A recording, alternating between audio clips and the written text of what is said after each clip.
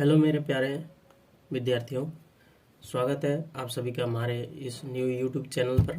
तो दोस्तों, आप देख सकते हो कि हमने लिखा हुआ है बहुपद के गुणनखंड। तो आज का हमारा ये पहला वीडियो है इस चैनल का, जिस पे मैं आप लोगों को 9th क्लास का, ये जो आप लोग देख सकते हो हाई स्कूल का प्राथमिक गणित है, 9th क्लास का भारतीय भवन प्रकाशन का, इसका मैं आप लोग को सोल्यूशन बताने वाला हूँ विथ कंसेप्ट।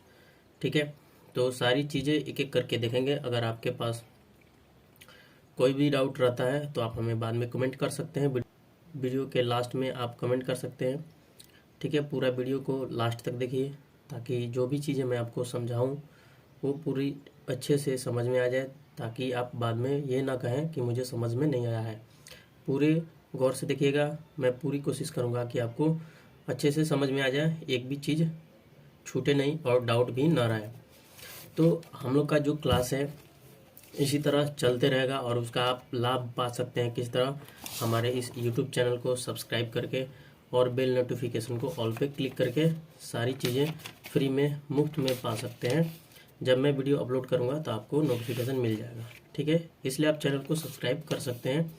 बाकी का सारा जो भी चीज़ है, जैसे हम लोग आज 9th क्लास का जो बहुपद के गुणनखंड है यहाँ से हम लोग स्टार्ट कर रहे हैं। इसके पहले हमारे ऑफलाइन क्लास के बैचेज में ख़त्म हो चुकी है, तो आज से मैं ये बहुपद का गुणनखंड ऑनलाइन के माध्यम से आप लोग को देने का प्रयास कर रहा हूँ।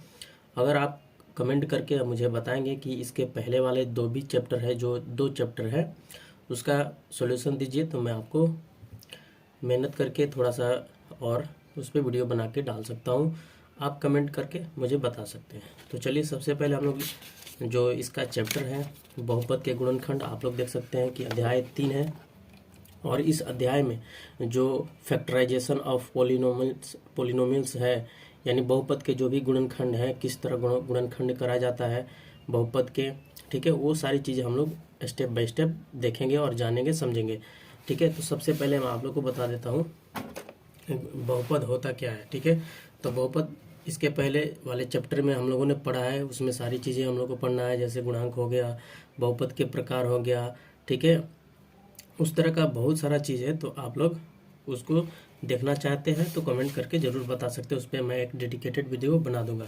सबसे पहले जो बहुपद का गुणनखंड है, ठीक है, इसको बहुपद में गुणनखंड एक पहले टर्म आता है गुणनखंड का। तो आप लोग देखो, मैं बताता हूँ कि गुणनखंड होता क्या है। गुणनखंड, ठीक है, एक गुणनखंड होता है संख्या के रूप में होता है। जैसे अगर मानकर चले, अगर यहाँ पर मैं 15 लिखता हूँ, ठीक है, तो 15 का आप गुणनखंड किस तरह से कर सकते हो।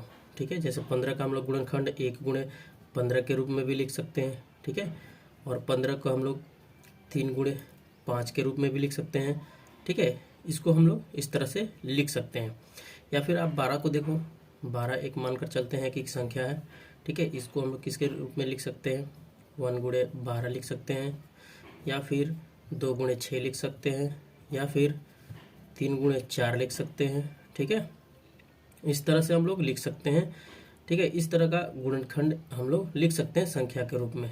ठीक है, और इसमें हम लोग पढ़ने वाले हैं बहुपद के गुणनखंड में, तो इसमें हम लोग बहुपद के बारे में या बहुपद जो भी होते हैं, ठीक है, उसके गुणनखंड को हम लोग सीखने वाले हैं। जैसे अगर मान के चलिए, अगर हम यहाँ पर 14x लिखते हैं, ये एक प्रकार का बहुपद है। ठीक है, ये भी बहुपद आता है, ये एक पदी बहुपद के रूप में आता है। ठीक है, अगर ये 14x लिखते हैं, ठीक है, तो इसके गुणांक में आप देख सकते हो कि 14 है। ठीक है, यानी x के कोफिशिएंट में 14 है, x के गुणे के रूप में 14 है। तो 14 को हम लोग क्या बोलेंगे, बहुपद में हम लोग को पढ़ना है दूसरे वाले चैप्टर में, इसको हम लोग गुणांक कहते हैं। 14 को क्या बोलेंगे, 14 को गुणांक कहेंगे।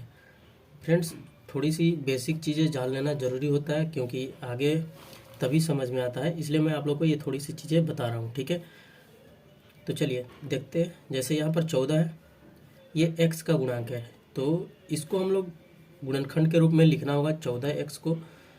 तो हम लोग ये इस तरह का, ये एक गुणनखंड के रूप में है, यानी गुणा के रूप में है।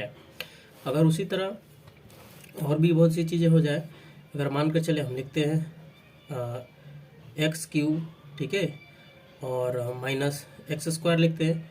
अगर आपसे मैं कहूँ कि इसको गुणनखंड के रूप में लिखिए, ठीक है, तो आपको ये गुणनखंड के रूप में है नहीं। यहाँ पर देख सकते हो कि x के पावर 3 है और माइनस एक्स स्क्वायर है, ठीक है। इसको गुणनखंड के रूप में लिखना है, यानी इस बहुपद को हमें गुणा के रूप में तोड़ के लिखना है। यही हमारा बहुपद के गुणनखंड कहलाएगा, या गुणनखंड के रूप में हम लोग इसको कह सकते हैं, ठीक है। यहाँ पर ये जो है गुणनखंड के रूप में नहीं है। इसको गुणनखंड के रूप में लिखने के लिए मैं आपको इस चैप्टर में ही बताऊंगा कि इस तरह का जो सवाल है कैसे हम लोग गुणनखंड के रूप में तोड़ते हैं। अगर मैं एक आपसे बोलूँ कि मानकर चलिए यहाँ पर मैं एक दूसरा लिखता हूँ 3a प्लस 3b, ये एक प्रकार का एक अलग क्वेश्चन दे दिया हूँ, और यहाँ पर मैं आपसे कहूँ कि इसका आपको गुणनखंड के रूप में इसको लिखना है, तो आप क्या कर सकते हो?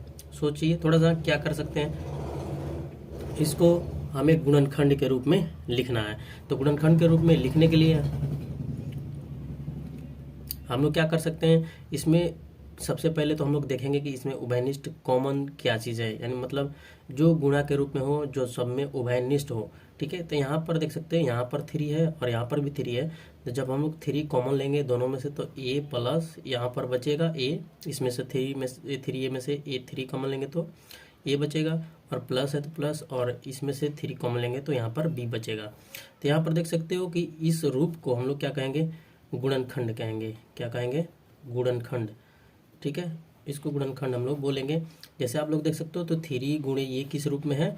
a plus B. ये जो देख रहे हैं आपके अगर मन में डाउट है कि ये a प्लस बी के रूप में है, लेकिन आप देख सकते हो कि ये a प्लस बी जो है एक बहुपद है जो कि 3 के गुणा के रूप में है, और 3a प्लस बी के गुणांक में आ चुका है, जैसे कि यहाँ पर मैंने एक क्वेश्चन को लिख के आपको समझाया था, ठीक है। तो ये हमारा क्या हो गया? ये गुणनखंड हो गया, ठीक है। इस तरह से हम लोग को सबसे पहले जो प्रश्नावली है उसका हम लोग पहले एक एक करके सॉल्यूशन देखेंगे, ठीक है। इसी तरह का जो भी डाउट आपके मन में रहता है तो आप हमें कमेंट में बता सकते हैं, ठीक है। बाकी जो भी चीज़ें आएंगी क्वेश्चन के साथ साथ मैं आपको उसका पूरा कॉन्सेप्ट समझा के और सॉल्यूशन बताते जाऊंगा, तो आप वीडियो का लाभ ले पाएंगे पूरे अच्छे से, शुरू से अंत तक देखिएगा, ठीक है। इसके पहले क्वेश्चन को सॉल्व करने से पहले मैं आपको 2-3 फार्मूले हैं जो मैं आपको बताने वाला हूँ, ठीक है।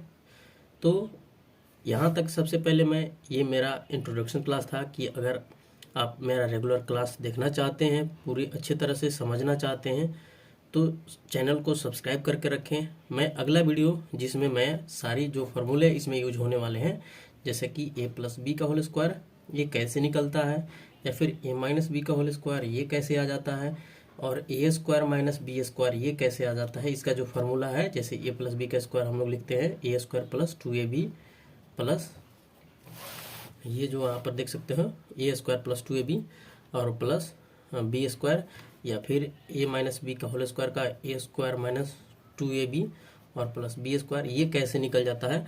अगर आपको बेसिक चीज़ें मालूम है तो ये मुझे बताने की ज़रूरत नहीं पड़ेगी, हालांकि मैं अगले वीडियो में आपको थोड़ा सा बता दूंगा, ठीक है। तो आज के ये वीडियो हम लोग बस इतना रहने देते हैं।